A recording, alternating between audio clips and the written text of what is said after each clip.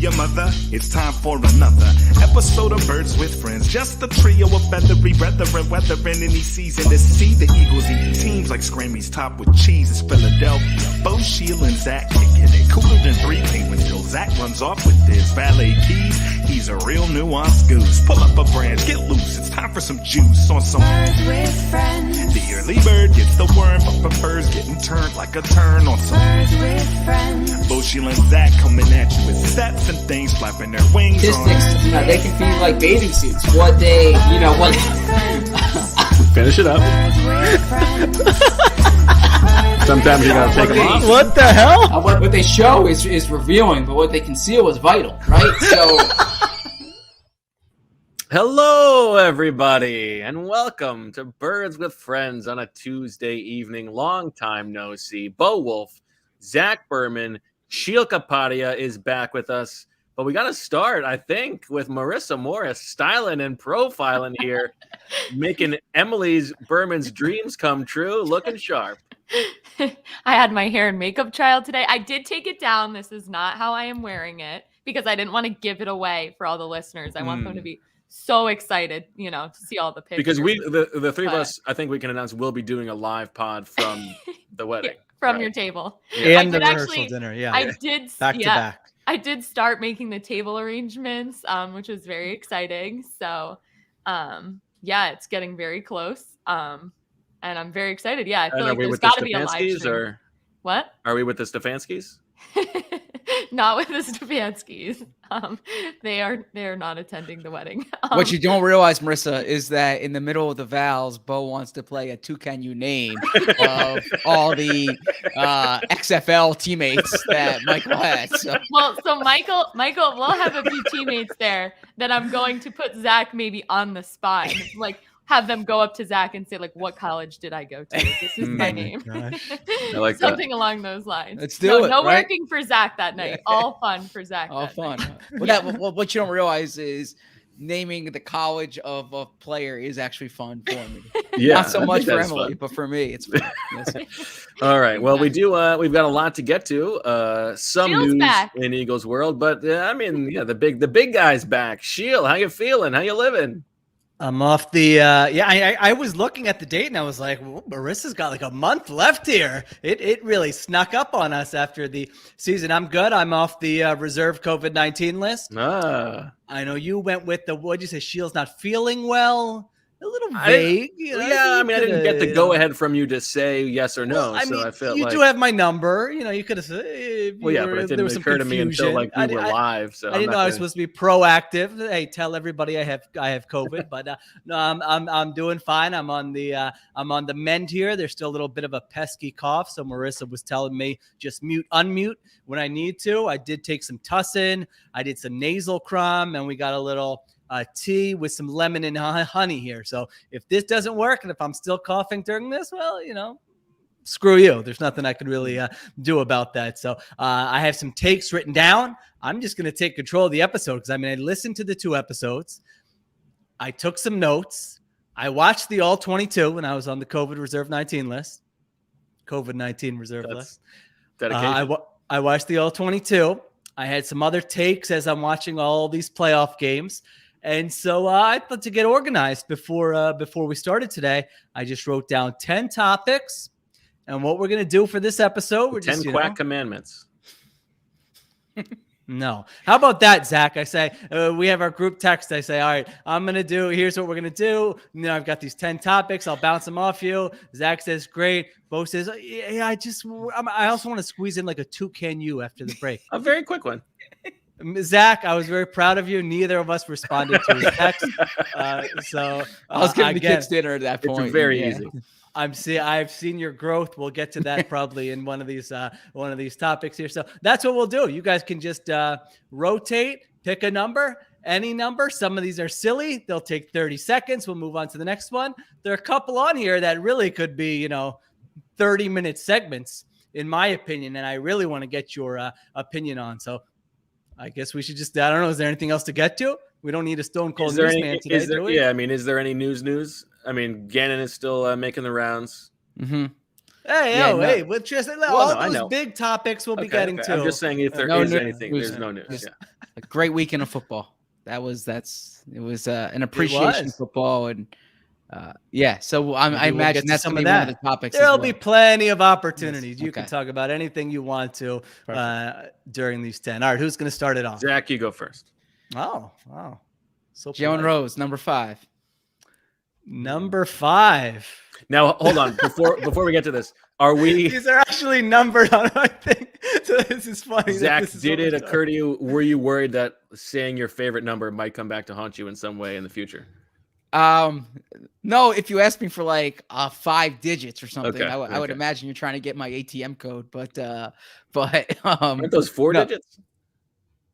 Yeah, those are 4 digits. ATM codes. You've been punching in an extra 5th digit all this time. Mine's 5. I mean, is it really? I thought those universal. Is it not universal? I thought so. I thought it was universally 4, but I could be wrong. Yeah, no, my ATM's 5. Zach gets an extra one. He pays extra for the 5th digit. My cell phone's 4. Or actually, no, my cell phone's 5 as well. Yeah. Your cell phone's 5. I thought I've seen them go 4 or 6. Yeah, I'm a 6. I'm 4. Don't you have an iPhone? The hell's going on here? My cell phone's 5. What is going on?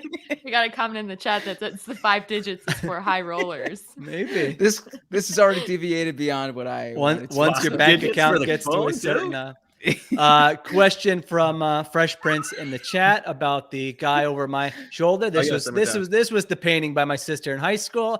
Amazing painting, right? Looks real lifelike. You feel like my guy is right over my shoulder. And so rather than have that sit in the closet at my parents' house, I said, let's show that bad boy some love. So I like that. That replaces Sean. All right, number 5. 5, Bo, you're not going to like this. I did not, set it up like this. Topic 5 is, why is Bo such a liar? And this, of course, goes back. I mean, I wanted to ease into that one, but, I have to go with what the numbers are. Zach, you did a great job calling Bo out there. Was that the post-game pod or was that the other pod? Post-game pod. Post-game pod. Bo this is twice now, I feel like, in the last 3 weeks, where Bo just remembers something totally differently than was actual reality. What's going on, Bo? Do we need to have you? Is there some sort of mental block going on? Now, I've noticed that when you deliver these bold-faced lies, there are always bold-faced lies that make you look good. Like you haven't had one that said, I don't know, you can pick whatever you want, where you misremembered something that wasn't as bad as you thought it was. What's happening here? I mean, Zach, I don't know if how he was so ready for that. Well, I think this is the list and everything. I think part of this is like human condition. You remember, you remember things rosier than they probably were. It's like the opposite of every coach. Every coach, they tell you the details of every loss they ever had. Can't remember the wins at all. Yeah.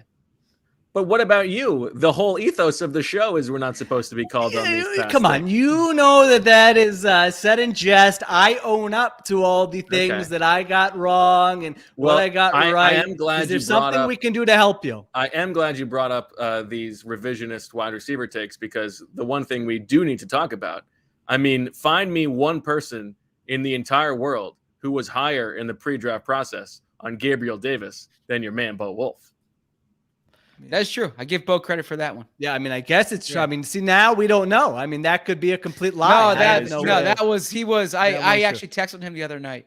So, so he flips it to one that is true. I guess we just have to move on. Zach, I don't know. I guess it'll just be our job. It'll be the listener's job to call Bo out when he just comes on and says something that's completely inaccurate. I would like to say that I start calling him Bo Judge. If we start calling him Bo Trump, if like those little needles might get him a little bit. I know he doesn't like those, but we'll see. I would like to say that I'll make a better effort moving forward, but I mean, it's not a conscious thing. It's okay. I can't. I don't know how to fix it. All right. I'm an Next old number. man. All right. Swooper, by the way. I mean, you guys are railing off Swooper. No one's even checked to see what's true. I think I won. I don't know if this happened. I don't know if this happened. Deniz checked it to make sure, because it took the running game was so bad that it took until late in the second half for the Eagles to get that second two offensive linemen pulling. But I did pull out the victory in that game. Zach won the victor for the year. Okay. All right. Next number. I didn't mean to hit you with that off the bat. I mean, you haven't okay. seen me in a while. It feels kind of mean-spirited. I guess I could have lied. I could have lied and said it was a different number, but I got to go by the numbers. With some spice. Sets the tone for the episode. Okay. I'll go number 7. Lucky number 7. Okay. Yeah, I don't know if my ordering here was really I don't know if I really thought this out, but I wanted to give a shout out to, I don't know if he's ZB's boy. I mean, everybody likes him, but ZB has really liked him.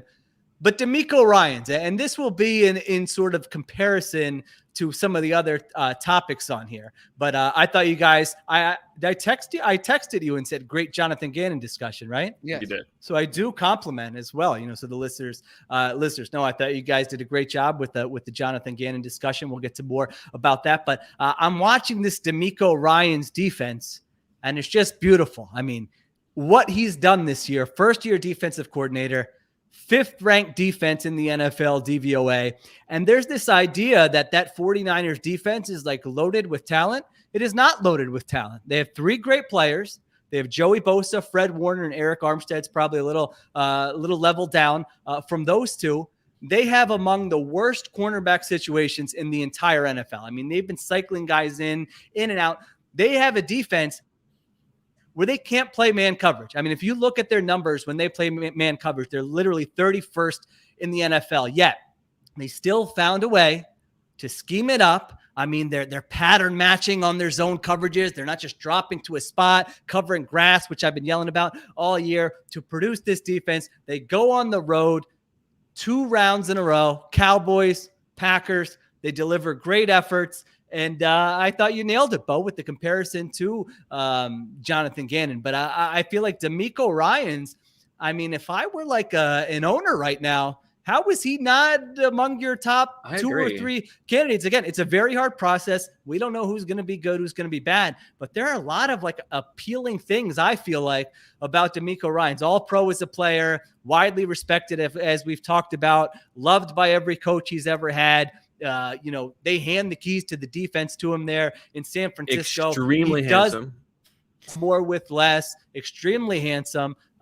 Great smile. I feel like there's a lot to like about it, D'Amico Ryans. So I understand you guys say sentimentality shouldn't get involved in these coaching searches, right? But if you're the Houston Texans, for instance, right? Like here's a guy who if you're D'Amico Ryans, why would you go there? But go ahead. Here's a guy who was one of the great players. It's not a long franchise. I understand that, but one of the great players in franchise history. From what I understand, he's like beloved in Houston, right? And not to take anything away from Josh McCown, but brings the playing qualities that Josh McCown brings, plus the coaching qualities, right? The fact that he's been a coach here, that he's been in different systems, and I would.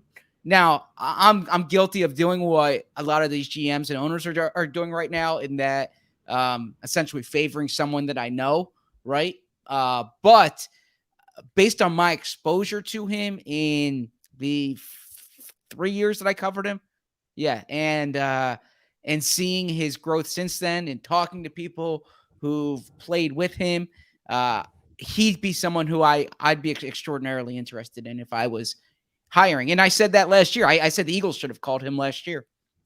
And to the point of, the Gannon comparison, and I'm sure that is on your list, so I won't go too heavy into him, but like the part of the complaint about Gannon's juice as a candidate is like, we complain about the process that these teams go by for hiring, right? Like it seems like the same thing every year. So there should be deviations from the standard hiring process. However, like it's clear that a guy like Gannon is sort of skipping the line of what the process is. He's a first-year defensive coordinator who has never coordinated before, and so is D'Amico Ryans. And that one guy is getting like more juice when D'Amico is, as you said, leading like a number 5 overall defense, a team that is now in the NFC Championship game. Like what has Jonathan Gannon done to be able to jump that line? It's hard to understand without it just being like he has made some good connections and there's some juice about him, and people think he's like the next Brandon Staley, because I'm working on this list of all the head coach hires since 2000, And like the list of guys who are first-year defensive coordinators who got a job is very small. It's like 150 guys, just under. And I haven't finished going through all of them just yet. I didn't squeeze it in before the pod, but it's like Staley, Del Rio, Eric Mangini, and maybe one other person. Mike Tomlin. There you go. Yeah, and that's if you want to know why Gannon's a popular candidate, it doesn't have to do with his defensive scheme, and I don't want to jump. Save that. Save this one. Okay, yeah, because I think should we just mold these together since it's all right? You want to get to the that's a good idea. This is a natural lead in. So Zach, we will give you number. Let's see. All right. Topic number 2. Is Jonathan Gannon the greatest man the world has ever seen? I'm hearing about these relationships, and Zach, we had a bit. I think it was pre your joining Birds with Friends about how the good player but an even better guy, great coach but an even better guy. I think what I hear about Jonathan Gannon is he might be like coach okay, but an even better guy. I mean, what is it that is it like Mahatma, MLK, Jonathan Gannon? I mean, what is this hold he has over? And I'm not even like, well, I'm making fun of it, but I have actually heard the same things. I mean, people seem to genuinely like Jonathan Gannon and think he's an authentic person and somebody they enjoy being around. I know you have written about it. This has taken a hold like nothing I have ever seen before. Yeah. So, I mean, look, I've written a lot of these types of stories over the past decade where you talk to people who grew up with somebody, and every, I spoke to multiple people who said, like, from the time this guy was young, from the time he was in grade school, just a natural leader, the kind of guy who was always the leader on every team he was on, in every group he was in. And I think that people who have worked with him in the past, whether it was in Minnesota, whether it was in Indianapolis, whether it was in Tennessee, see those leadership attributes. And that might not be reflected in like the scheme you play on 3rd and 8, but it's reflected in the way you are in front of the room, or with, the relationships that you build. And, he was like I spent a lot of time talking to him about, not about like football, but about leadership and about, the development of his personality and what's important to him. And the one thing he wasn't coy about, or he wasn't shy about, was like how much he thinks about leadership and organizational dynamics, and the way to build relationships and mold relationships.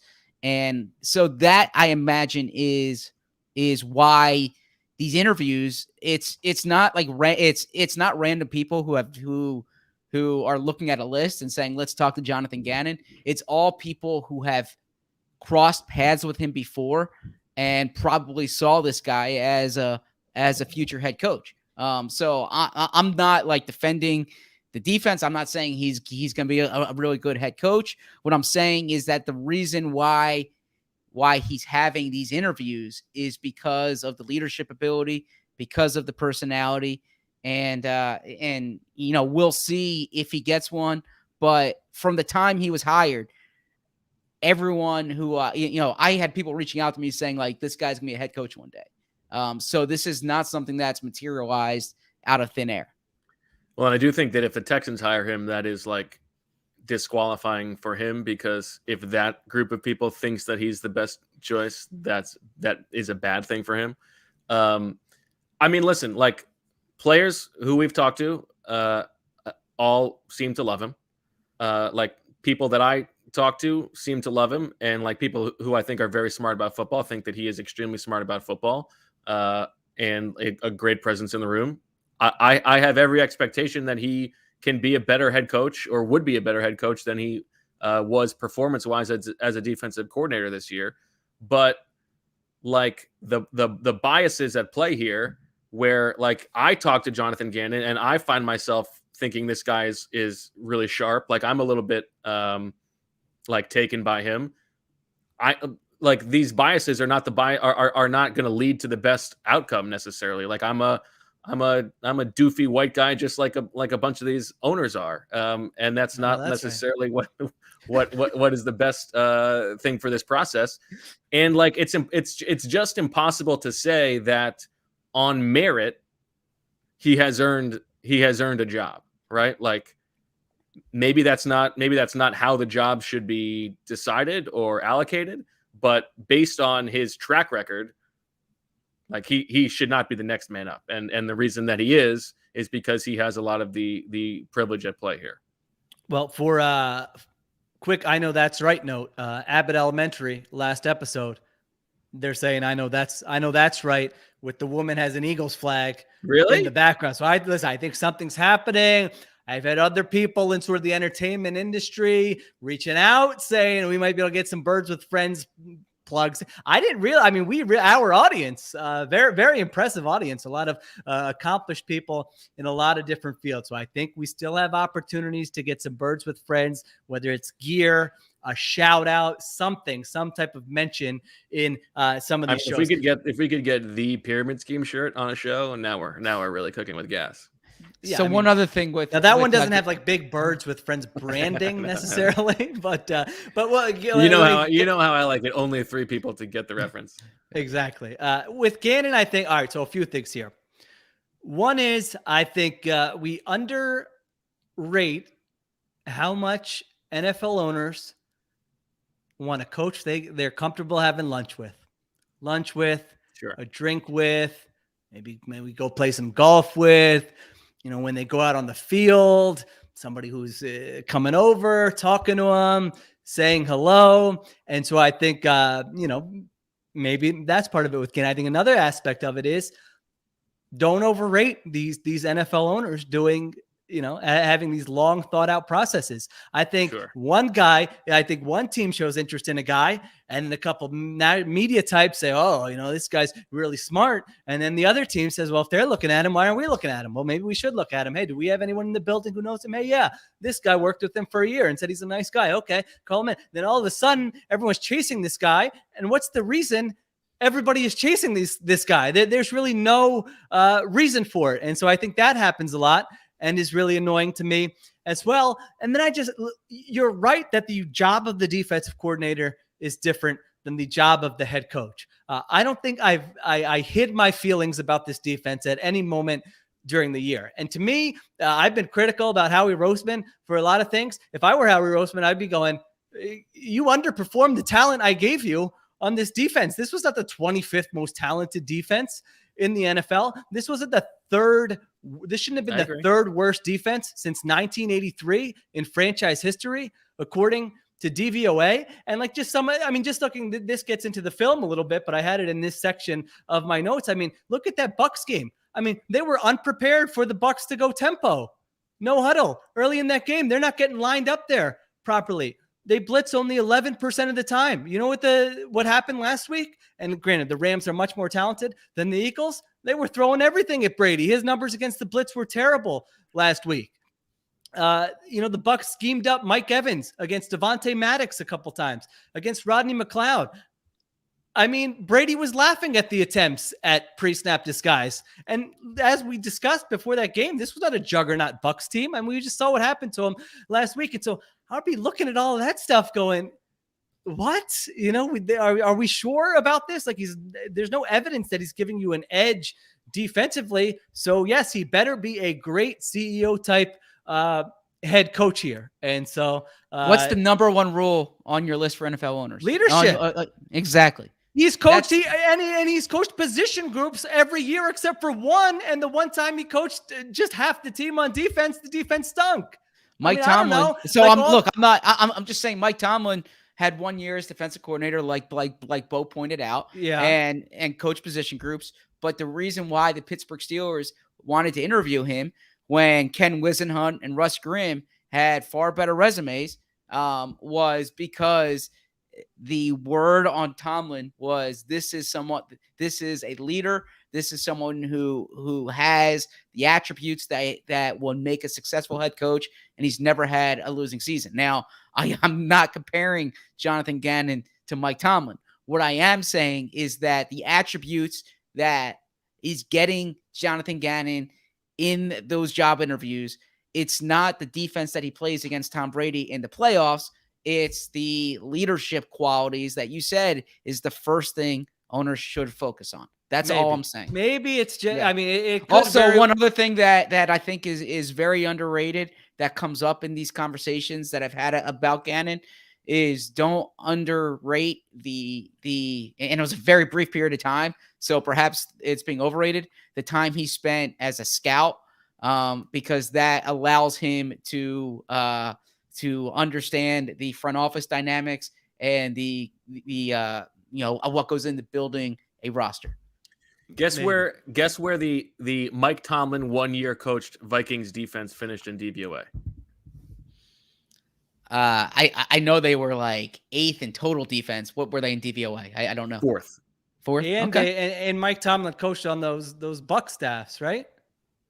He did. Well, I mean, but just for the apples to apples, yes, they were a top 5 defense. Yeah, they went from 17. That's the case for going to get D'Amico Ryans. I agree. Right, I totally agree. I'm not saying hire saying. Jonathan Gannon. What I'm explaining to you, you're saying. I mean, why that might be what the owners talk themselves into. I think they see that I actually do think. I think Zach's point about the scouting background is like a thing that is going to sell really well in the room. I think that is like a thing. Well, that's because the teams are stupid. I mean, why would they care? What did he do? 1 year as a scout, and now 3 years, I believe. 3 years as a scout, and now he knows the ins and outs of. So what is that going to get? I mean, if I'm a GM, I want a Doug P. Don't worry about it. You don't need to know how this works. Go. You want to golf? You want to golf? Yeah, it's April. Go ahead. Yeah, no problem. We'll tell you who we got.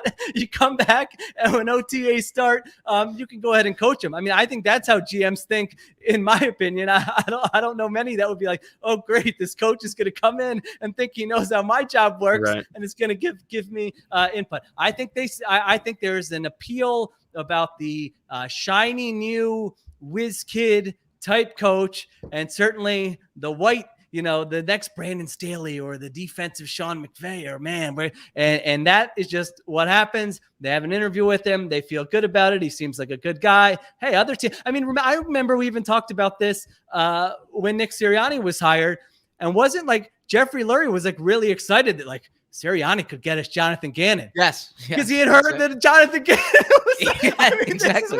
It is. It's stupid like, that is now a year later. It is. It's like it is. It's like a shiny thing to show to your owner friends. Ooh, like what I got. He's like Josh McDaniels came in and said he was going to get Jonathan Gannon. We kind of want to hire. Sirianni says he can actually land Jonathan Gannon. Have you ever met Jonathan Gannon? No, but McDaniels wanted him. This other coach we interviewed wanted him. Let's go ahead and that's a feather in Sirianni's cap. I mean, it's also stupid. I heard that Brandon Staley, Arthur Smith, and Josh McDaniels all like had Gannon as the guy they were interested. Yeah, so there couldn't possibly be another defensive coordinator candidate. I feel bad because it doesn't sound like he's a phony or like an ill-will person. Yeah. So I'm really not trying to crush him. But it's the process. You're crushing the teams. I'm just trying to explain, and look, I'm just trying to explain why and that's how they'll sell he's it. Getting these interviews, right? And so, I don't, and there's a reason, by the way, why he's not being interviewed by these teams who don't know him, right? These interviews it's purely relation. Yeah, it's a thin resume, right? I don't know if that's exactly accurate. Right? I believe like does every team have a connection. The three teams that Denver does. They all have a connection to him. What's the Houston connection? Nick Caserio John Carroll. Well, they grew up. But there must be some. I mean, there must be some tangential connections to the other places, the other openings, right? But like the people running the search in Miami and the Giants and the Raiders, like they don't have the same background with with Gannon, whereas George Payton worked with him. He was in the building in Minnesota. The ownership staff or the ownership knows him there. And then in Houston, he apparently ran the same circles as Nick Caserio. And I will say Josh McDaniels, like I believe the way he ended up in Indianapolis was McDaniels hired him, right? And then McDaniels didn't take that job. And then he stayed. Yes, exactly. So so there's background with those, with the McDaniels tree, if you will. All right, we got to take a break, right? Yes. That was one of the bigger ones, so that's good. Okay. Here's my toucan you to tease you. Okay. You can think about it over the break. It's not that bad. I will not be doing that. It's a light little thing. I was looking at the list of Pro Bowlers. Fletcher Cox's streak of Pro Bowls was snapped. There are 5 players in the entire NFL who have been named to the last 5 Pro Bowls, not including injury replacements, like they were initially on. Think if you can you name the 5 players who have gone to 5 straight as we go to break. This podcast is sponsored by BetterHelp Online Therapy. Check out betterhelp.com/theathletic. The best way to think about therapy is through a bunch of analogies. We get our cars tuned up to prevent bigger issues down the road. We get annual checkups and go to the gym to maintain physical wellness and prevent injury and disease. We study the list of players signed to futures contracts to prepare for the next version of Quack to the Future. BetterHelp is customized online therapy that offers video, phone, and even live chat sessions with your therapist, so you don't have to see anyone on camera if you don't want to. It's much more affordable than in-person therapy, and you can start communicating with your therapist in under 48 hours. Why invest in everything else and not your mind? This podcast is sponsored by BetterHelp, and Birds with Friends listeners get 10% off their first month at betterhelp.com/theathletic. All one word. That's BetterHelp.com/theathletic. 90% of coffee from the grocery store is actually stale. You heard that right. The coffee you know and think you love needs an upgrade. Instead of rebuying the same old, let Trade Coffee send you something freshly roasted that you are literally guaranteed to love. Trade sells the freshest roasted and ethically sourced beans from America's best independent roasters. They ship free to you and often as you like, whole or ground. Whether you are a coffee nerd or just want a better daily cup, Trade's real coffee experts taste over 400 roasts and use technology to match you to your ideal coffee based on your preferences and brewing method. I mean, that's a lot of coffee. 400 roasts. Those tasters. How do they fall asleep at night? Take the coffee quiz to get started. Trade Coffee guarantees you will love your first bag or they'll replace it for free.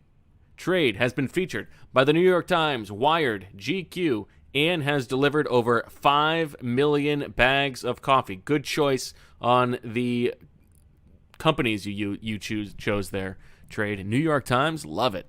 Great stuff. Their subscription is no hassle. Skip shipments, change your frequency, or cancel anytime.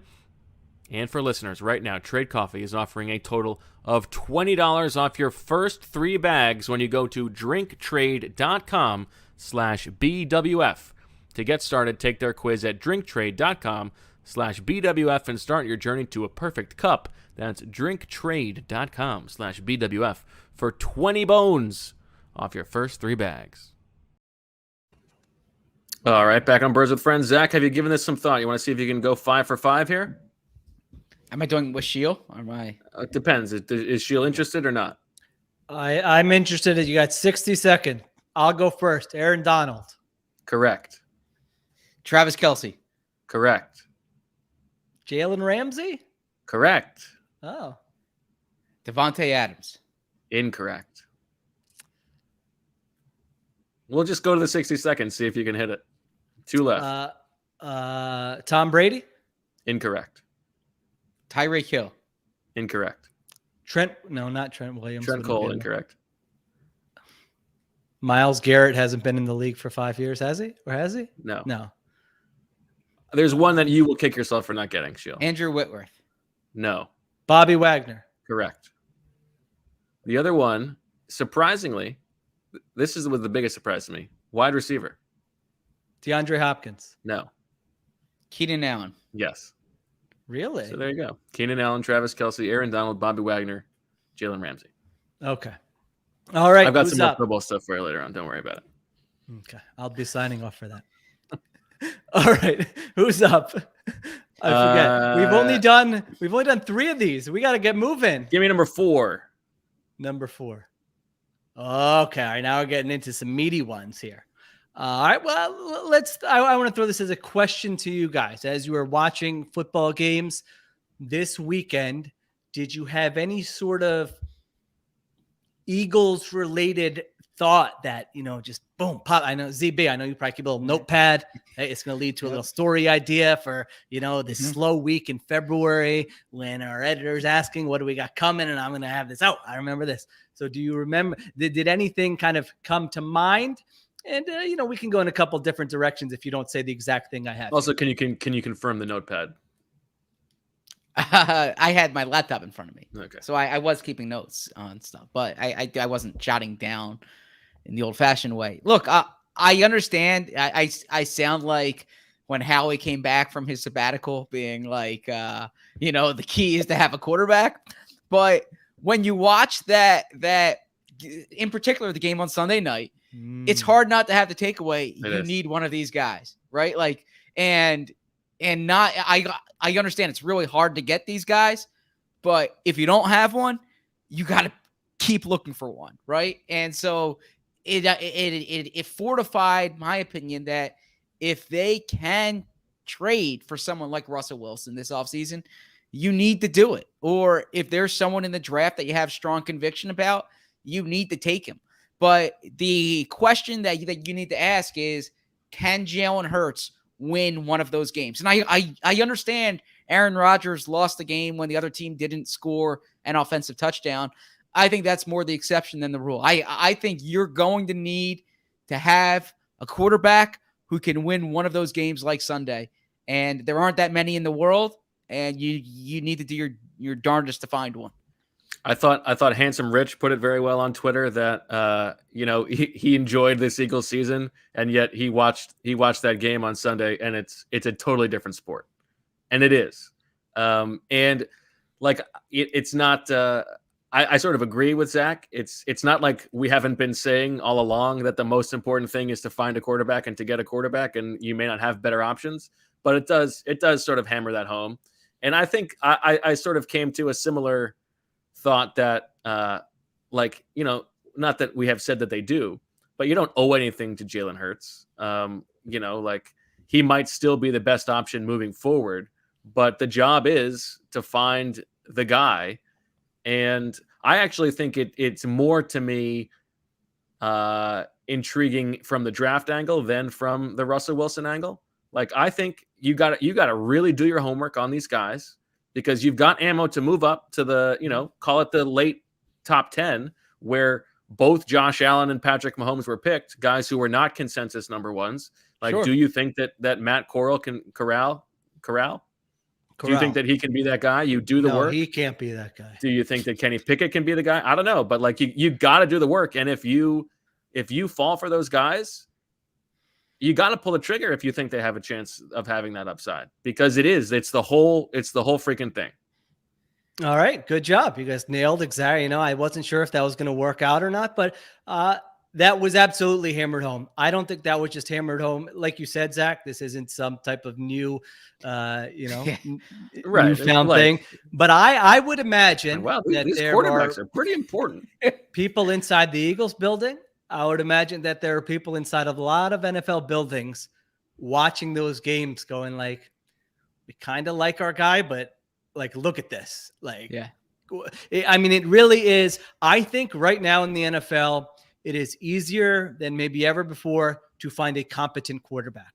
somebody you can win 9-10 games with. You can make the playoffs. They're not going to kill you. I mean, I feel like when we were growing up, it felt like a quarter of the league had just terrible, like you got no chance with this guy. And I don't think that exists anymore. So I think finding that competency is easier than ever and probably matters less than ever before. Because unless you have Mahomes, I mean, look at these guys now. Mahomes, Josh Allen, Justin Herbert. I'm putting Joe Burrow in there. I don't know. I'd put him over Justin Herbert there. Yeah, absolutely.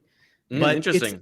It's not two guys. I mean, it might be, and even guys who you might not like, let's say you're not sold on a Lamar Jackson or Kyler Murray. You absolutely can see the upside where you could say, well, I mean, Lamar won an MVP, but Kyler Murray, you can say, come on, it's not Kyler Murray. It's not the reason why we're struggling right now. Look at the upside. So it's all about upside to me at quarterback right now. And so you're talking about maybe a quarter of the league has a player with that type of talent.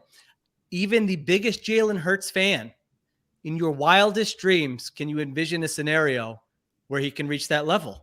I don't, maybe you would say there's a 1% chance. He can reach Jimmy G's level, right? Well, so that's the other thing. I mean, I think, you have to either have the elite quarterback or the play caller who's going to be able, the schemer who's going to be able to scheme everything up and make it look good with lesser talent. And I mean, we can make fun of Pretty Boy McVay, as Bo likes to call him, but they got to a Super Bowl with Jared Goff. Like that is a pretty significant accomplishment. Kyle Shanahan is one win away. But but their offense was good. I mean, they had a top 5 offense that year. The 49ers now have the 6th ranked offense with Jimmy Garoppolo. And so that's one way to do it. I don't think that's like the most sustainable way to do it, because look at both those guys tried to find a better quarterback so that they could do it for longer and it wouldn't be so hard. And when you get both of those, like a Kansas City Chiefs situation, play caller, quarterback, I mean, you're just living in the championship game year after year after year for sustained success. So if you're the Eagles right now, you're saying, well, how are we going to get to that level? Is Nick Sirianni a special enough schemer and play caller where we can get by with maybe the 12th best quarterback or the 8th best quarterback in the NFL, and we can still compete every year? Is there and if not, then how are we going to get one of those guys? Because like even in the draft, I mean, it's not, again, it doesn't have to be the safest pick. You kind of need to swing for the upside, because the upside you get when you hit one of those is going to be so much greater than anything else. So I think that was pretty, we've been, I think, pretty complimentary of Jalen Hurts throughout the season. And it's not like a Jalen Hurts problem, because I do think in Philadelphia, the big thing, like the athletes who get the most heat are the ones who don't live up to their potential. And that's not Jalen Hurts. It's just that the potential very well might not be in the class of those other guys. And I don't like to put a ceiling on anybody. I wouldn't want someone telling me, Sheil, your ceiling is low. You can do whatever you want, but you're not going to be as good as, I don't know, but you can name whichever reporter you want to. But so it kind of feels icky saying that about Jalen Hurts, but I do think internally, if you're talking about it, that's how you kind of have to talk about quarterback. Handsome if you're Rich. The Eagles. Handsome Rich. One of these days, it was a great tweet by him. In a February podcast, we're going to have an in-depth Russell Wilson discussion, because I feel like Bo and I are not on the same page about Russell Wilson, and Sheil is on the fence kind of. I want to dig a little deeper on the best. Yeah. But to me, he's one of those guys. And I think the past decade has shown that. And I think he changes a franchise, but that's not a conversation we need to have today. Okay, we'll put that down for a February show. And just to your point, it's going to heat up pretty quickly, probably one way or the other. I think Jalen Hurts is like deserving of being a starting quarterback next year. I think he has proven that. Absolutely. Somewhere he's. I think he can be a top, bottom of the top 15 quarterback next year. I think that's plausible. But I think you're right. Like the Eagles have to be always keeping their focus on finding that guy, and that's why I like I don't like the discussion, but the Deshaun Watson thing still looms. All right, well, we'll be able to follow up on this a little bit in another point. All right, What's next? Do you have more stuff from the weekend of games? I do. Yeah, Okay. I think one. Well, it's not necessarily from the weekend of games. Go ahead. You got something else? No, we just want. I mean, you're Mr. Senor National. I wanted to know, like, your context for how much you enjoyed these games. They were amazing. I mean, especially the last one. It goes back to the point Zach had made when he was talking about Tom Brady, which I think you kind of agreed with after you needled him, but I totally agreed with that.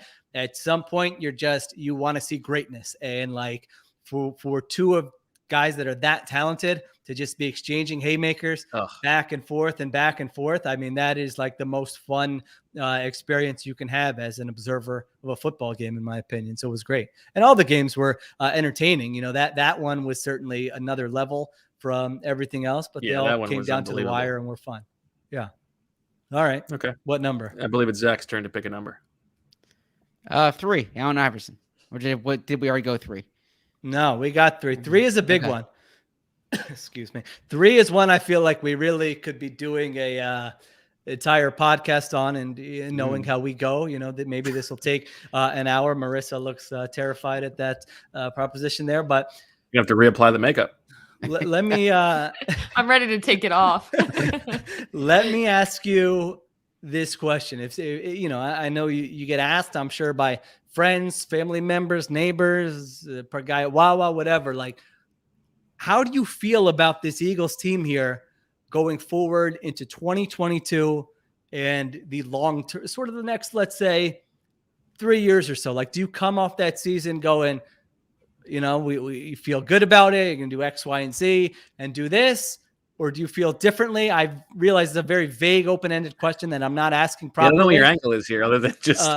But then, Zach, you nodded, so I'm going to assume you had some idea what I was talking about. I literally at a coffee shop today, someone said, I got to ask you, and they asked that same question, right?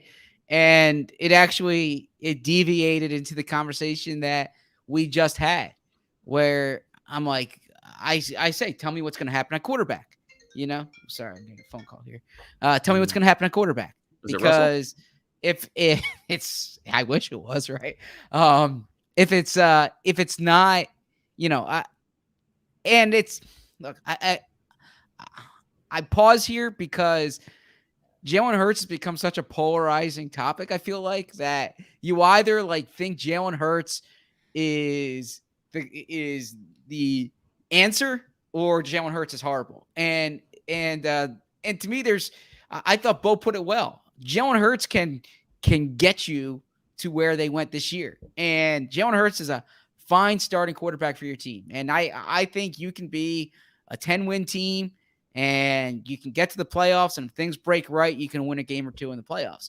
I would bet against Jalen Hurts becoming one of those guys who wins those games on that Bills Chiefs game. So I say this is a pivotal offseason for them, in that they have a chance to add talent, but long term, what they decide to do at quarterback is ultimately going to dictate what happens with this franchise. Bo, anything to add there? Or you don't really know? You still probably don't know what I asked. All right, here, let me prompt you. Eagles have played 65 games, regular season games, since the Super Bowl. Where do you think they rank in terms of point differential and winning percentage? Winning percentage, they must be right around 500, unless last year brought them just below. So I would guess they are 14th in winning percentage. And the point differential, I'll say 16th. Okay. They are 18th in point differential with a plus 25 over 65 games. And they are 31 and 33 over the last 4 years, which ranks 19th in the NFL. And so one of my takes, and this was actually before the last round of the playoffs, this was when I was just thinking about where they are. And I know that they're going to be pushing the playoffs 4 times in 5 seasons. They're going to, I would imagine you're going to hear that from the people who represent the Eagles quite a bit. And the one year they didn't make it was a pandemic year. You'll hear that as well. Yes. I would argue that this team is stuck in a period of mediocrity, the likes of which we really haven't seen in over like 20, 25 years. And so let me give you the evidence here to this. Okay. So I gave you that. I mean, that's simple. Winning percentage, point differential. They're middle of the pack over a 4-year span. Now you can pick, what is it? Arbitrary endpoints, Bo? Is right. That, if you go to 5 years, yes. So I understand that, but this is like the post Super Bowl era. Okay. So this is what you have, 4 years. They've benefited from a horrendous division. Now, they're not the only team that's benefited from a horrendous division, but when you look at the Giants and the Washington football team and you get to play them twice a year, what do you think the Eagles' record is? I don't know if is this right? I have 49 games, but then I don't have it doesn't add up to 49. But let's say 48 games, even though I think that's wrong. Not playing. If you say the Giants and Washington don't exist, okay. Giants and nobody played the Giants in Washington, and so the Eagles have played 48 other games. What do you think their record is? Judging by what you said before, 20-28. Zach? Yeah.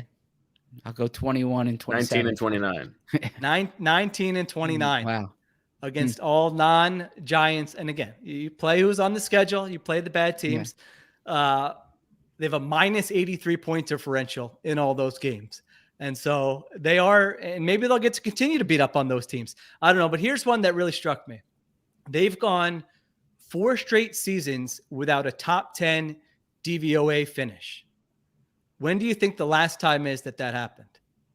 Ooh. I know Zach doesn't like DVOA. He likes No, I do like DVOA. 95 to 98. Because DVOA is right accounting for schedule strength. How much are you beating teams by? It's trying to account for some of that luck. Yeah. It's imperfect, but a 4-year stretch without a top 10 DVOA finish. What did you say about 95 to 98? Zach? Right before Andy? Oh, no, 96 to 99. Okay. Would be my guess. Yeah, I would say that 96 to 99. 1984 to 1987 is the last time they went 4 straight years without being considered a top 10 team. You're doing just offense, defense, not special teams? No, this is overall DVOA. Oh, the team's DVOA. I thought you okay. What did you think I was saying? I thought you were saying a unit, like an offensive unit or a defensive unit. Overall, you click on DVOA, it combines everything. Okay. Yeah. Top 10 team. I mean, that's a lot. 4 that's a great point. Years. It's a great point. You have that last time they were without a top 8, 97 to 2000. To me, go ahead. Well, I would ask you this. So here's how I would frame it. What is more likely, in your opinion, next year? That they make the divisional round? And I feel like I'm really being a rain on the parade type. This is a rain on the parade type take here, but I think this is valid. What's more likely next year? They make the divisional round or they miss the playoffs? Oh, I think it's definitely more likely they miss the playoffs. Yeah, statistically, it's too. I mean, miss the playoffs, but yeah. But I feel. Well, go ahead. I was going to say this is why I asked Howie Roseman the question that I asked him last week, because I think it's pivotal to see if the organization is self-aware. And I understand they've said in the past, right, and they haven't necessarily followed through that they're transitioning or rebuilding.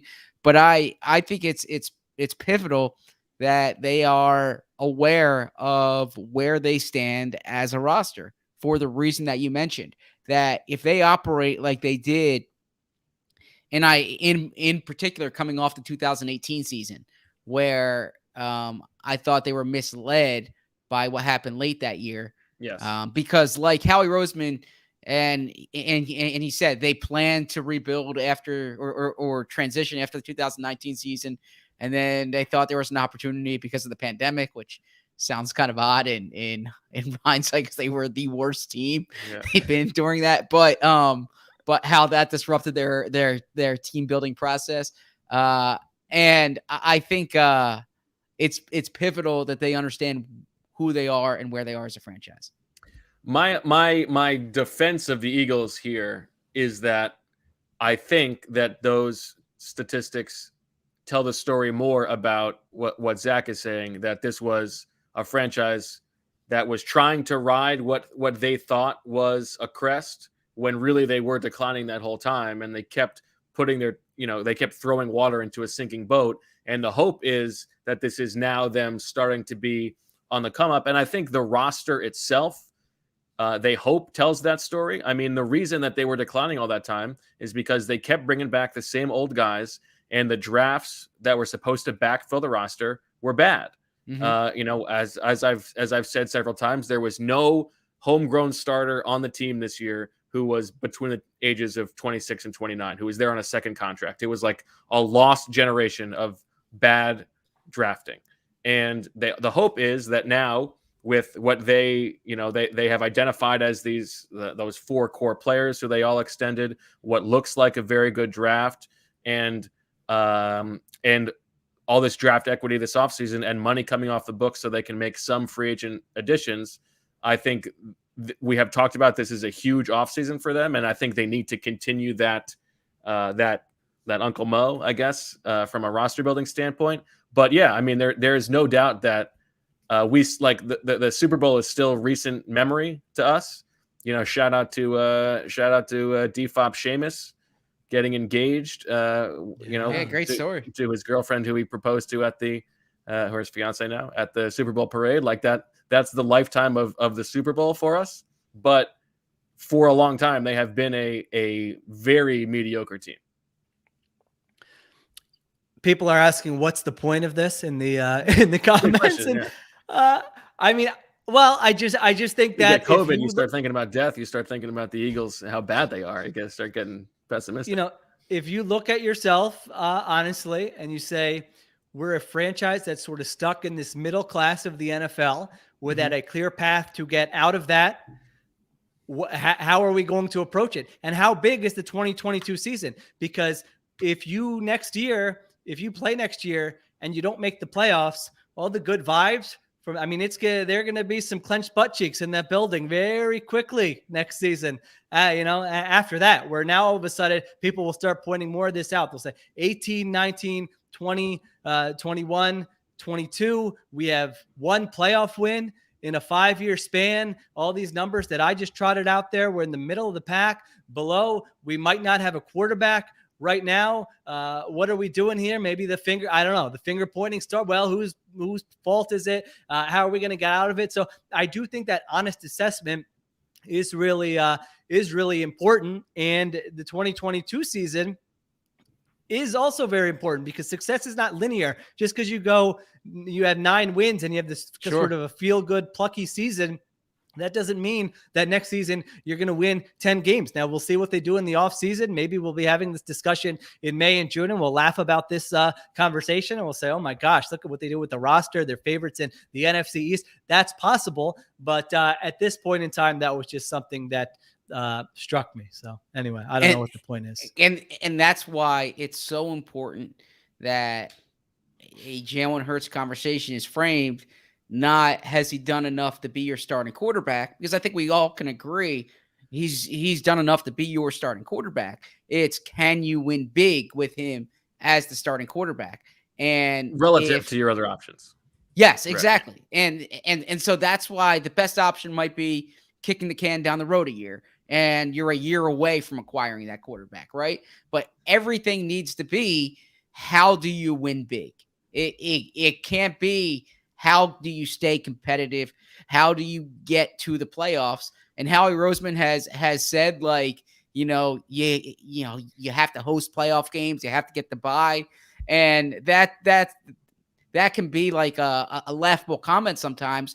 But the point is, you need to be one of these teams who's a heavyweight. You can't be one of these teams who is just getting there. Well, the other irony here is that, now, to Howie Roseman's credit, I think that is the way that he thinks is his only goal is to win big. And the irony is, of course, heading into 2017, that was not his expectation. No. That caught him by surprise, just like it caught everybody by surprise. And then he thought the following years they had a chance to win big, and it didn't. And they were not good enough. So sometimes this stuff happens ahead of schedule. And I was also thinking about the timing of it from a Mahomes-Allen standpoint, that the Eagles happen to be able to sneak in that Super Bowl in 17 the year before Patrick Mahomes becomes a starter, and it becomes much more difficult across the league.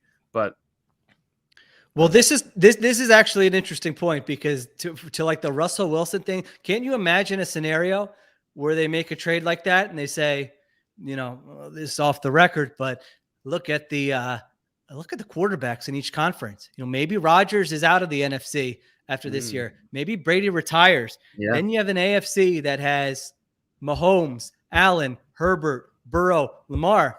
Marissa's excited about this. She likes this angle. She likes this. Who's take. In the NFC? Yeah. Yeah. That's crazy to think about. You're right.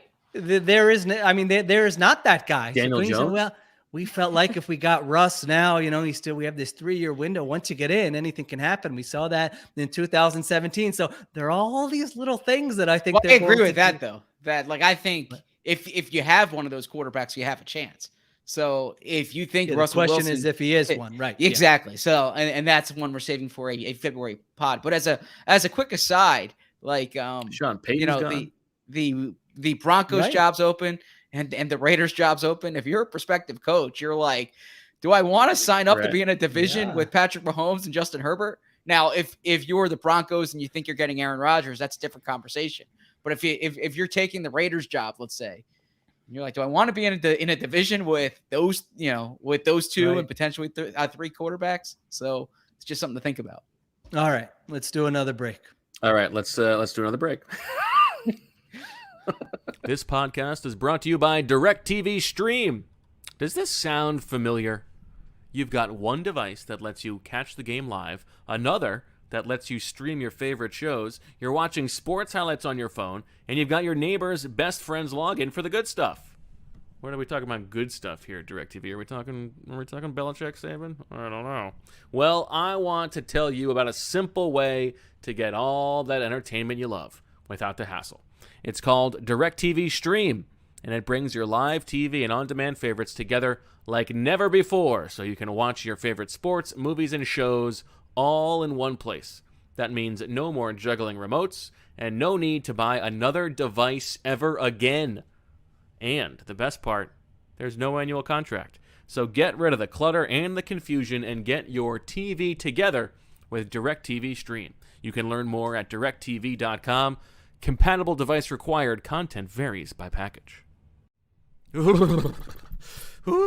It's winter, which means both football and basketball are in full swing. And for many of us, there's no better way to enjoy the games than by having some skin in the game, which is why BetMGM remains the exclusive betting partner of The Athletic. And as a fan of The Athletic, you can bet $10 to win $150, plus a free 3-month subscription or extension to your subscription with The Athletic when you bet with BetMGM using our promo code.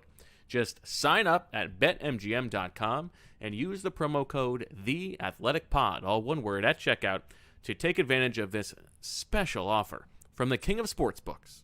That's bet $10 to win $150 Buccaroonies plus 3 months free from The Athletic at betmgm.com and using the promo code TheAthleticPod at checkout. New customer offer. Visit betmgm.com for terms and conditions. Must be 21 years of age or older to wager. Colorado, Indiana, Iowa, Michigan, New Jersey, Nevada, Pennsylvania, Tennessee, Virginia, or West Virginia only. Excludes Michigan disassociated persons. Please gamble responsibly. Gambling problem? Call 1-800-522-4700 in Colorado, Nevada, and Virginia. 1-800-270-7117 for confidential help in Michigan. 1-800-GAMBLER in New Jersey, Pennsylvania, and West Virginia. And 1-800-BETS-OFF in Iowa. In Tennessee, call or text the red line at 800-889-9789. If you or someone you know has a gambling problem and wants help, call 1-800-9-WITH-IT in Indiana. Promotional offer not available in Nevada. All right, back on Birds with Friends. Make sure that you are thumbs upping that YouTube if you got some. If you're watching live or later on the YouTube channel, make sure you're downloading, subscribing, deleting all that good stuff. Re-downloading theathletic.com/Birds with Friends gets you 33% off. Little programming note: Zach and I will be down in Mobile, Alabama, baby, next week for the Senior Bowl. Looking forward to that. So we'll have some pods from there. Excited to get the draft conversation started with the Eagles' 3 first-round picks. Sheil, I'm excited. I'm interested to like get inside your head from a list construction standpoint. So I'm going to go with number 1, please. What was number 1 on your list? You're muted. All right. So the season's been over for what, like a week? And now you're going to Mobile, Alabama. You guys are like the coaches who retire to spend time with their families, then realize they don't really like spending time with their families. And then they take like a TV job the next And I year. have to ask the question on behalf of all of the chat. Will you be in the same hotel? We haven't decided yet. Yeah, we haven't decided yet. Oh. Unbelievable, these two. Oh, yeah, that was a great hotel. I mean, we would like to be, but yeah, we're we gonna be haven't spending a lot of booked time anything together yet. as it is. We're gonna be at practice together. We'll be I actually think together. this time more than other times it will make more sense for us to be in the same hotel. Yeah, Sheil, we didn't hear your thoughts on their hotel talk. I thought it was great. I thought I don't really understand it. I don't want to get in the middle of it. I mean, when I had a beat partner, I mean, my thought was always, this is like it's like It wasn't a partner trip. You're staying at the same place. You'll get Ubers together. You'll both rent the same car. You're eating together. You're showing up to the game together. You're leaving. You're a team. I like that too. Camaraderie is very important. Now, I know the Athletics gotten bigger, and we lost the Athletic Philly. Maybe that has something to do. I mean, if I were to tell Tim McManus about this, I mean, he wouldn't even understand what I'm saying. That all right. So I think it must be nice. Must be nice to have never been a beat writer during a pandemic. That's all I can say. Not just that. I mean, I've been a beat writer I've had 10 years of beat writer partners. There's nowhere in the manual that you have to stay in the same hotel. Now you can what do you say, Zach? There's a reason the great ones are great. You want to be great So duo. I think you include each other in your dinner plans but you're not, where you put your head down at night. Everyone has different preferences, be it location, be it the type of, be it the hotel, be it the desk. I forgot to say I had a celebrity sighting at when I went to have my dinner outside in Tampa. Christian Cage, formerly Edge and Christian from famous wrestler Christian. Yeah. So, but my point is that everyone has different priorities in every city. So I think that the dinner plans are more important than the hotel stay. Like if you are not including each other in dinner plans, that's different. But the hotel doesn't matter so much. Yeah, it sounded like you made you were trying to extend the olive branch to Bo, and Bo did not take it. What are you talking about? I offered him where I was staying first. Bo's take that it's like takes 7 hours to change. It literally, you actually do it on your phone. I mean, the app it literally would take you 5 minutes. No way. Like while you're going to the bathroom or something, No. You could go into the bathroom, go to the bathroom, and when you come out, you could have a new hotel. No. It really doesn't take Not that week. Not when Jane was home time. from school. That was a tough week. Okay. All right. I'm sorry. I just had to. No, I'm glad you brought that. Yeah. Sore subject still. One kind of builds on, we've already had this discussion, so we can make this short. But I wanted to ask, how did you guys was there a parade that you guys covered after that game? I thought the way the defense played, I thought there must have been the city recognized them some way. I mean, holding the Bucs to only 31 points there. Wow. Unbelievable. What a performance. It's just lowered the standard. I mean, our audience grew up on these teams of Reggie and Jerome and Seth and Clyde and then Doc. I'd like to know. And now we're throwing they played pretty well when they're giving up 17 points on the first 4 drives. I mean, the Bucs could have scored as many points as they needed to score in that game. Hey, any way to blame Jonathan Gannon instead of looking at an offense that the offense sucked. So we'll get to the offense. That's anyway that make Gannon the problem instead of an offense that did not have a point in going into the I think I'd like to know the red zone until the fourth quarter. I think you're right that the Bucs would have scored however many they needed to score. Like the defense was not going to win them that game, but I'd like to know where they ranked points per possession wise relative to other games this year, because a lot of those, there were a lot of possessions because the offense kept giving the ball back. The performance ranked in the 45th percentile of all defensive performances this year in terms of EPA per drive, concluding a season. Yeah, that's fine. In which the Eagles faced 1, 2, 3, 4, 5, had 7 or 8 opportunities to produce just one above average performance against a playoff team, and were unable to do it. Well, just look on the bright side. If they only allowed 1 touchdown in the first 3 quarters, they would have only been trailing by 7 going into the fourth quarter. So, right. I think it's a good sign for next year that if they can just play teams whose right tackle can only walk on one leg, I think this defense can improve quite a bit next season. All right. Yeah. You guys are mad at me for that one. No. I think if only they can keep opposing teams to 0 points, they could potentially be in games, right? If they have shutouts, they can potentially be 0-18 going into, or 0-17, right? So all right, we got 4 more left. I'm sorry, Johnny Gans. It was fine. It was fine. It was not a winning performance, but the offense was the problem. All right, who's up? I've lost track. I am 10. All right, well, this goes right. I'm just going to give my takes the film from the Bucs game really quick. Yeah, let's hear. Everyone's been waiting. Let me know. The offensive performance, there are a lot of things that should annoy you about it, but the self-inflicted mistakes they made. The first 2 drives, they don't have everyone running the plays correctly. You guys mentioned the Goddard thing, and then they have a play where the offensive line, unless I'm mistaken about this, I don't think I am, the offensive line is blocking a zone run to the left, and Hurts puts Sanders on his left and runs to the right. There's nobody blocking to the right, and it's a tackle for loss. It's just how is this happening in a playoff game that you're this ill prepared? Was everybody tight? I don't know what it was. Were they trying to do different things? But that was very disappointing in that game, that it wasn't even sure the Bucs were doing stuff to them, but they were just screwing stuff up on their own. I thought there was that thing on the sideline where Devontae Smith looked like he was yelling at Rager, and he explained afterwards that it's because they were lined up incorrectly pre-snap. And he actually said it wasn't Rager's fault, but still. Jeez. To your point. So, and there was the NFL Films thing. I forget what coach said it. Do you know what coach that was, Zach? Who said I don't know what coach. I know Richard Sherman was in the conversation. Oh no, sorry, I'm talking about. It was the same thing, but it was an Eagles coach on the sideline saying we've had 2 communication errors already or something like that. So the coaches are telling the players. I didn't know what coach it was. I think it might have been the running backs coach. I gotta go back and check that out. I did see I did see the Bucs clip where they were critical of Jalen Hurts. Yeah. Yes. Yeah. They said he's not going to read. He's just going to bail. Bowles really had Hurts. Just his head was spinning.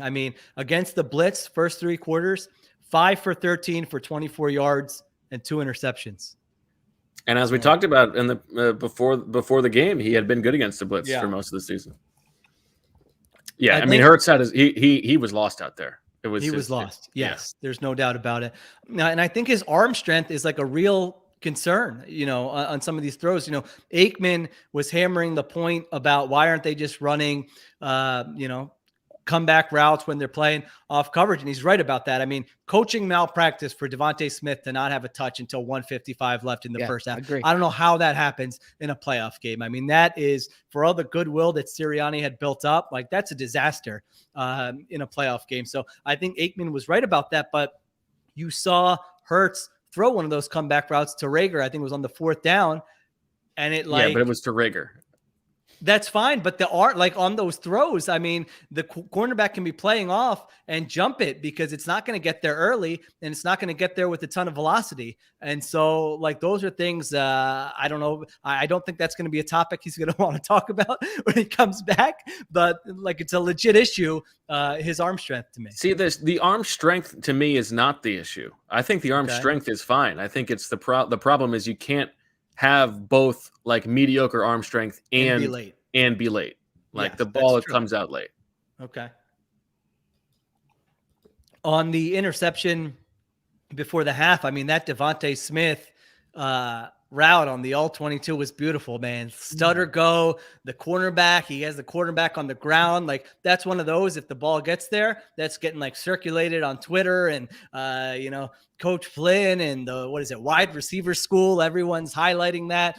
But Coach Flynn, to be fair, also did like Gabe Davis. I don't want to be the only one. He did. Hurts had some pressure there. And then by the time he like resets, and again, late arm strength, it turns into an interception there. So I think those were my main. I thought Quez Watkins, and Zach, you mentioned this, I think, in the post game. Now, I don't know if I'm as high on him, like big picture, as you guys are. I'm not like penciling him in as I think you try to upgrade the wide receiver 2 position. Absolutely. Next year. Yeah, no, I don't think anybody's saying he should be the number 2. I think he should be the number 3. They need a number 2. Okay. Yes. He did have opportunities in this game, though. I mean, there were, 2-3 chances for him to get a big play if everybody else was doing their job there. And then Derek Barnett ends his season with 3 roughing the passer penalties and 2 sacks. It's not great. Where's it going to be on your free agent list? I don't know. I mean, going into the season, he definitely would have been. I don't know. I have to work on that. That's in the next like 10 days or so. So I'll look. It's a very tricky one, though, I feel. Is he going to sign like a 1-year deal? Yeah. I don't know. I feel coming like off a terrible year. I know, but he's so young. This year is terrible. Yeah. So I'm going to give Howie Roseman a little bit of advice if he's listening to the hour 16 mark of this podcast. Okay. If you have a guy on a 5th-year option and you're not sure whether you want to extend him long-term, don't bring him back for the 5th year. Okay. Like if you haven't, it was actually terrible advice, but it hasn't worked out for them. You're right. If you're not sure of the guy after 4 years, you're not going to learn more about him in the 5th year.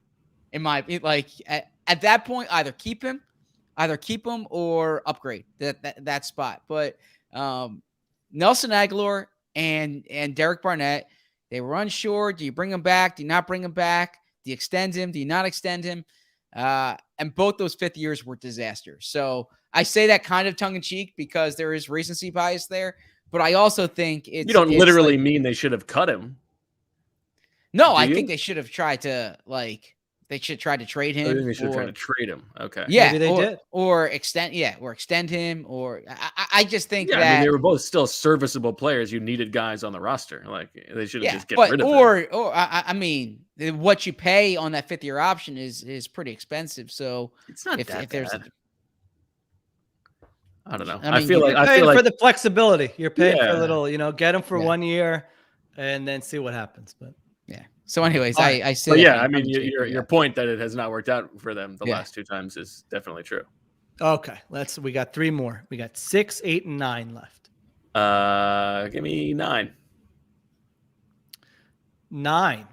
I disagree with you, Bo, about the point that you've made in the past. This is about drafting a quarterback, where you say, well, if you like someone, you got to go up and trade for him. You don't just sit back and take them. I disagree with that because it's kind of what we just talked about. I mean, you could say, man, Malik Willis, there's like a 8% chance that he reaches like elite status. I don't want to. No, that my percentages are probably way off. Dana's can tell me if that would be stupid. Right. But you get the point. You have uncertainty about all these guys. So just because you're not willing to trade up and go get somebody, if they fall to you and you say, well, at this spot, the risk is lower taking him at 15 than if you trade an additional whatever to go up and get him at 8. So I don't think it's crazy to do your evaluations and then say, we don't love him so much where we think he's Patrick Mahomes, like a 90% chance he's going to be Patrick Mahomes. Then yes, I agree with you. Do whatever you can and go ahead and trade. But that's usually not going to be the case. You're going to have some good feelings, some bad feelings. You're going to say, if he can develop him here, if he can not do this, if he can stay healthy, and all those things factor into it. So because think about, it goes for anybody. Like, all right, so the Eagles didn't take Justin Fields in the 1st round. Well, does that mean in the 6th round, if he was still available, they shouldn't have taken him? Yeah. No, no, but Bo would say yes because the rest of the league is giving you signals. No, but there is a difference with a 1st-round quarterback, where it's not just you're taking a guy who slides. Like if you take Justin Fields in the 6th round, there's no pressure that he's your quarterback of the future. I think what you're right about is that, you're setting your board. And so let's say you you think you like Malik Willis, but you love, I don't know, DeMarvin Leal or whoever. Like he is to you is a stone cold stud. He's going to change our defensive line. He's the guy we need. And if he's there, maybe you don't trade up for Willis because this guy's still ahead of him on your board. But I think the dynamics of a first round quarterback, especially when you have a young quarterback there already who like could be the guy, that if you're pulling the trigger, you gotta you really believe in this player. I just think you don't risk letting him. If you like him enough to take him, you don't risk not being able to take him. Yeah, I think it's not. I think you're right that there's more nuance to it than I'm with Bo on this one here, because I think if you're drafting a quarterback in the first round, you need to make sure you're not drafting a quarterback, you're drafting the quarterback, right? You're not just taking it because you're swinging at the position, you're taking it because you have conviction on the player. Now, if you're talking late in the first round and you just want to get that fifth-year option, or in the second round like they did with Jalen Hurts, that's different. Or in a year, frankly, when you have 3 first-round picks and you could potentially operate differently. But let's say last year, like you've got Aaron Rodgers and now they traded up for Love. But like if it's like you need you're hoping to have a long-term answer somehow, but like it's not necessarily dire. Go ahead. But still, in that case, they really liked the player. If the Eagles didn't take Justin Fields or Mac Jones last year because they weren't sure on the player, then that's okay. Or if they thought that we're not ready to hitch our wagon to it, right? But I think I feel very strongly about this. Like, you can't just walk into a bar and say, I'm going to meet my wife tonight, right? Like, I feel like that's the kind of thing you would do. No, you have to love the woman. You can't just be looking for like the role, right? And so you can't just say, I want a quarterback this year, so I'm going to find a you can't just say, I want a quarterback. You have to say, I want that quarterback right there. Like, I believe in him. I would say conviction is overrated. Didn't you just tell me, when did Patrick Mahomes get taken? I mean, why should you be so certain that you know who's? Yeah, and they traded up for him. They do your evaluations. Yeah, they did, but like there were a lot of teams who got that wrong. They stuck to their convictions and took. Well, not 5 years later. 5 years later, every fired coach and GM wanted Patrick Mahomes. But no, there are other dynamics at play where like you're doing your research on who the other teams ahead of you are going to take. Like, do they need a quarterback? You're aware if other teams are calling around. Like that stuff is in play as well. But yeah. All right. And that, by the way, is the laughable thing about the Eagles' interest in Russell Wilson, which was in 2012, that is, which is absolutely legitimate. I've talked to enough people and I've heard enough anecdotes that they absolutely loved him and they thought they were getting him in the third round. But if you absolutely loved him, then you would have taken him instead of Vinny Curry in the second round, right? Exactly. So it goes back to that. Yeah. All right. I also disagreed, Bo. This is the second part to that. When you said you need full buy-in from Sirianni on drafting a quarterback.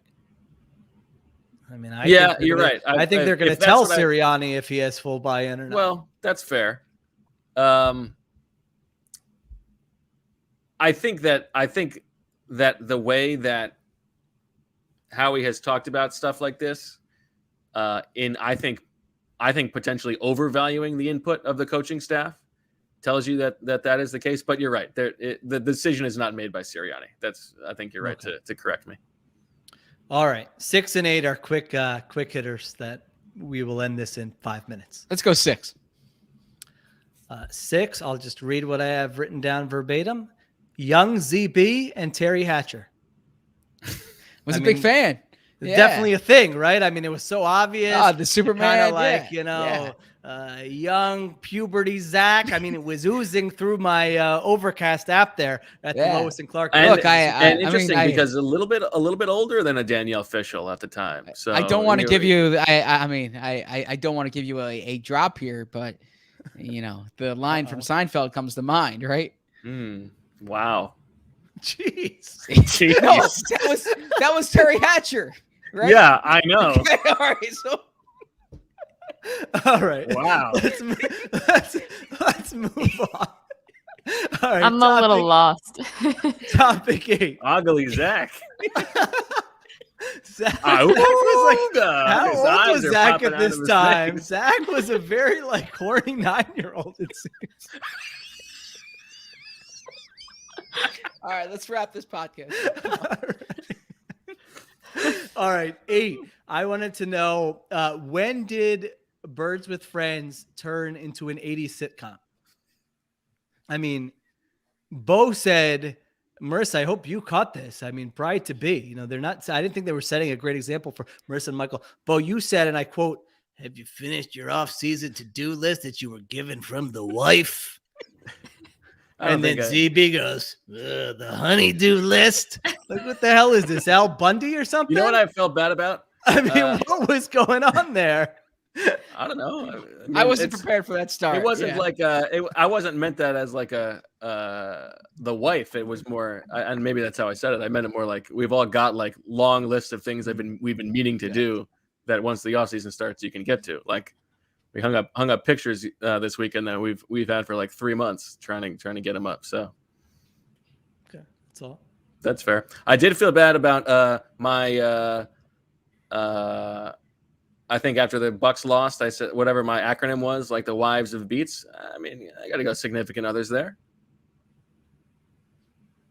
That's all. Yeah, I was. I don't know that I was listening at that point.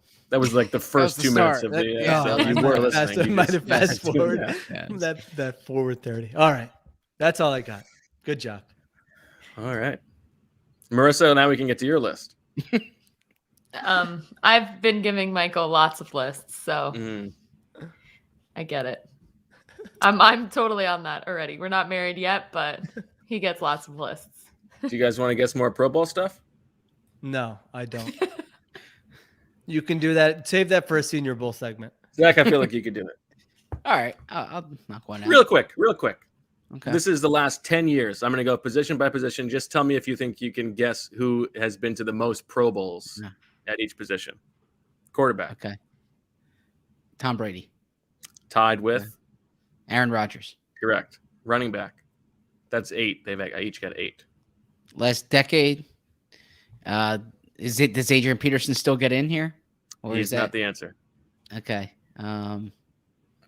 Marissa, is there a way to just end this and let them do this on their own? I mean, you've got stuff my to mom. do. My mom texted me, "What channel Maryland game?" And I didn't respond, and she wrote back 3 question marks. So must be on Birds of Friends. Yeah. Gotta like, go. can you right, Google everyone's it? got to go. Real quick. I don't. Who is it? Shady. 5. Okay. Wide receiver. Keenan Allen. No. Tyreek. Oh, yeah. Let's go Keenan Allen. No. No. Julio Jones. 7. Yeah. Okay. Obviously. Yeah. Tight end. Travis Kelce. 7. Tackle. Trent Williams. Yeah. 9. The most of any player. Guard. I know this one. We're doing guards too. I know this one. I think. Go ahead, Marissa. Zach Martin. That's correct. 7. Center. Jason Kelce. No. He Alex Mack. famously does not get that many Pro Bowls. Yeah. Alex Mack. No. Pouncey. Was Alex Mack also a teenage crush? Was Alex Secret World Mack? of Alex Mack, the show? No. What channel was that on? Marquise All right, Pouncey. Marissa, I'm signing off and sending Edge. you my audio. I've got an article I need to finish Edge. tomorrow. Khalil Mack. See you Bye, guys. Sheil. Von Miller, defensive tackle. Obviously, Aaron Donald, linebacker. Yeah. Bobby Wagner, cornerback. Yeah. Jalen Ramsey. No, Patrick Richard Peterson. Sherman. Sheil actually left. Safety. Safety. Earl Thomas. Correct. Nice job. Okay. Okay. I wrote it down on the paper. It wasn't going to last. I got it off. Okay. They'll do it for this episode of Birds with Friends. We'll be back next week with some live reports from Mobile, Alabama. Unless anything crazy happens over the next few days that merits an emergency pod, we'll be talking to you. We'll be seeing you. So thanks to Sheil, thanks to Elijah, thanks to Marissa, thanks to the makeup and hair person for giving us a little extra juice on the live YouTube audience. For Zach, I'm Bo. And as always, we love you.